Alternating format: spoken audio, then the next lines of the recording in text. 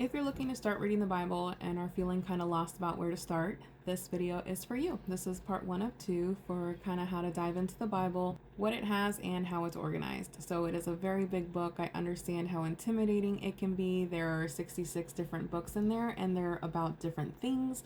They're written in different styles, which could mean different interpretations. And oh my gosh, where do we begin? So if you think about it, each testament, Old and New, is broken down into 5 different categories. So the Old Testament, you're going to have law, you're going to have history, wisdom, minor prophets, and major prophets. So 5. And then for the New Testament, you're going to have the Gospels, you're going to have church, you're going to have the many letters of Paul, and then just other letters that also made it into the Bible, and then prophecy, which is just the book of Revelation. So again, 5 categories for each section. A while back, I made a sheet that kind of breaks down the categories visually, and then it lists off what each book is for each category. I'll post in the video once I figure out how to do that. So for the book of law, for the Old Testament, we have Genesis, Exodus, Leviticus, Numbers, and Deuteronomy. Then we have history. So we have Joshua, Judges, Ruth, 1st, 2nd Samuel, 1st, 2nd Kings, 1st, 2nd Chronicles, and Ezra, Nehemiah, and Esther. From there, the next category is wisdom. We have Job, Psalms, Proverbs, Ecclesiastes, and Song of Solomon.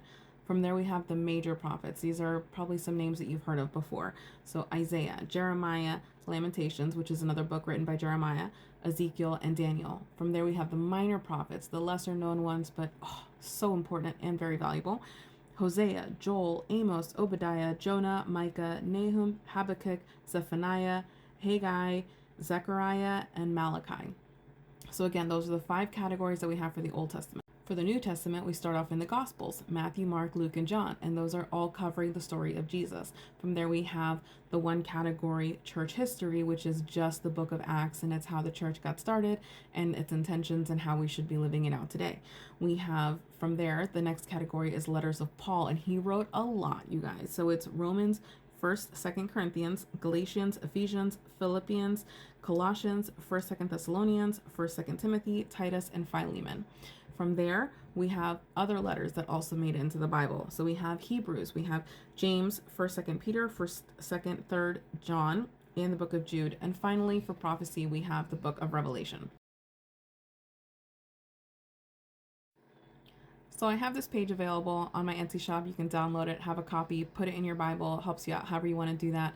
Also, it comes with a sheet that gives a one-liner summary for each book in the Bible. So just to give you an example, I'm going to read a few. So Genesis, it's the beginning of everything. God creates the world, people, and begins his plan through Abraham's family. 1st Kings, for example, it says Solomon becomes king, the temple is built, but the nation begins to turn from God.